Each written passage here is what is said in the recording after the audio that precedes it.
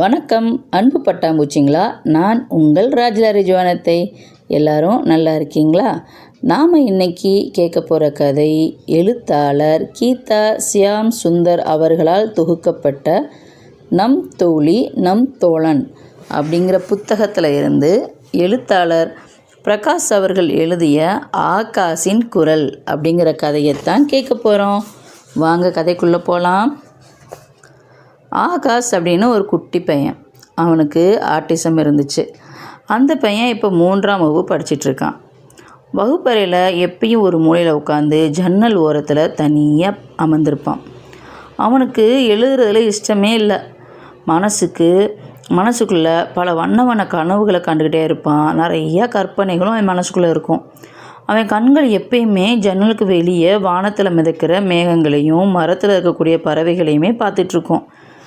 மற்ற மாணவர்கள்லாம் குழுவாக உட்காந்து பேசுவாங்க, சிரிப்பாங்க, எல்லாம் செய்வாங்க. அர்ஜுனும் மீனாவும் தங்கள் மேசையில் ஒன்றா அமர்ந்து புத்தகங்களை காட்டி உற்சாகமாக பேசிகிட்டே இருப்பாங்க. ஆகாஷை பார்த்து சில நேரம் சத்தமாக பேசுவாங்க, சிரிப்பாங்க. ஆனால் அவங்க கூட யாரும் பேசவோ விளையாடவோ வரமாட்டாங்க. ஆகாஷ் இதை பொருட்படுத்தவே மாட்டான். தான் உலகத்தில் அவன் மூழ்கி இருப்பான். அவர்களோட சத்தம்லாம் அவனுக்கு எப்படி இருக்கும் அப்படின்னா, ஒரு பின்னணியில் இருக்கக்கூடிய ஒரு இரைச்சல் மாதிரியே அவனுக்கு கேட்டுட்ருக்கும். அவங்களோட டீச்சர் யாருன்னா பிரியா. தினமும் வருவாங்க, பாடம் நடத்துவாங்க, ரொம்ப பொறுமையாக இருப்பாங்க. அவங்களுக்கு ஆகாஷோட நடத்தையெல்லாம் சில நேரம் புரியவே செய்யாது. ஆகாஷ் ஏன் மற்ற மாணவங்கள் மாதிரி இருக்க மாட்டேங்கிறான் அப்படின்னு அடிக்கடி யோசிச்சுட்டே இருப்பாங்க. ஆகாஷ் எப்பயுமே வேறு விஷயங்களையே பேசிகிட்டு இருப்பான். திடீர்னு மேகங்கள் ஏன் இவ்வளோ மென்மையாக இருக்குது அப்படின்னு கேட்பான். பறவைகள் ஏன் பாடுகின்றன அப்படின்னு கேட்பான்.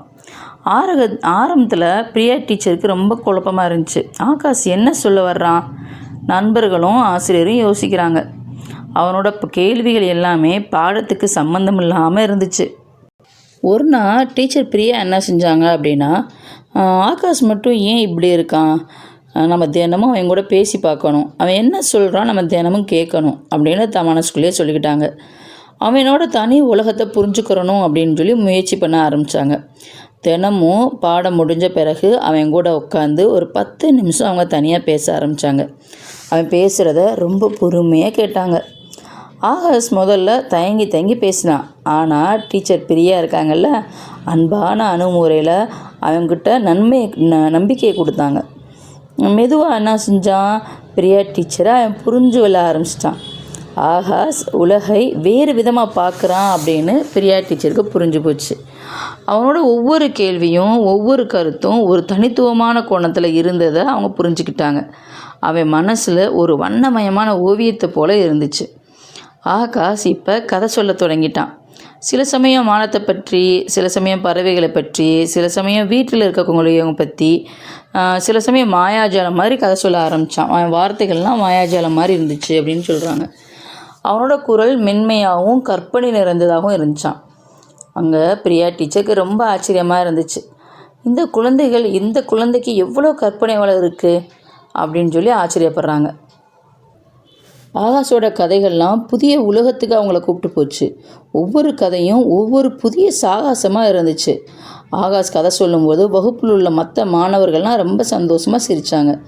அர்ஜுனும் மீனாவும் கூட ஒருவரை பார்த்து சிரித்தாங்க. ஆனால் இப்போ அவங்களோட சிரிப்பு ஆச்சரியமாக மாறி இருந்துச்சு. முன்னாடிலாம் ஆகாஷை விட்டு விலகி இருந்த மாணவர்கள் இப்போ என்ன செய்கிறாங்க அப்படின்னா, அவன் கிட்ட வந்து உட்கார ஆரம்பிச்சிட்டாங்க. ஆகாஷ் கதை சொல்கிறத கேட்குறதுக்கு ரொம்ப சுவாரஸ்யமாக இருக்குது அப்படின்னு சொல்லிட்டு இடைவேளை நேரங்களில் கூட அவனை சுற்றி உட்காந்து கதை கேட்க ஆரம்பிச்சிட்டாங்க. ஒரு நாள் அர்ஜுன் சொல்கிறான், டே ஆகாஷ், நீ அன்னைக்கு பறவையை பற்றி கதை சொன்னது ரொம்ப அழகாக இருந்துச்சு, அதே மாதிரி இன்னொரு கதை சொல்கிறா அப்படின்னு கேட்குறான். ஆகாஷோட கண்கள்லாம் ரொம்ப சந்தோஷமாக பிரகாசமாக இருந்துச்சு. புதிய கதைகளை சொல்ல ஆரம்பித்தான். இப்போ அவன் குரலில் உற்சாகமாக இருந்துச்சு. அன்னைக்கு இருந்து மாணவர்கள்லாம் சேர்ந்து ஆகாஷை கதை அரசன் அப்படின்னு சொல்லி கூப்பிட ஆரம்பிச்சிட்டாங்க. அந்த வகுப்பறை முழுவதும் ஆகாஷோட குரல் கேட்டுகிட்டே இருந்துச்சு. அவனோட வார்த்தைகள் எல்லாரையும் கவர ஆரம்பிச்சிருச்சு. வகுப்பறையில் ஒரு புதிய ஒளி நிரம்பிய மாதிரி இருந்துச்சு. அப்போ தான் டீச்சர் பிரியா சொன்னாங்க, எழுதுறதுக்கு விருப்பம் இல்லாமல் இருக்கிறதுனால ஆகாஷ்க்கு ஒன்றுமே தெரியாது அப்படின்னு அர்த்தம் கிடையாது.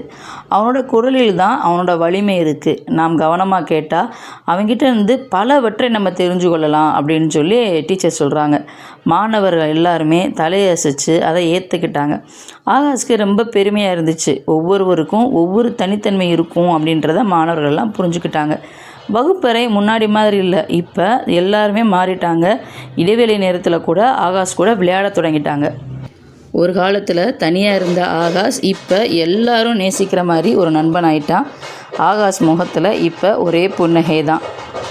இப்போல்லாம் அவன் தனியாக இருக்கிறதே இல்லை, நண்பர்களோட ரொம்ப. இந்த கதை உங்களுக்கு பிடிச்சிருக்கா? மீண்டும் அடுத்த கதையில் சந்திப்போம். நன்றி.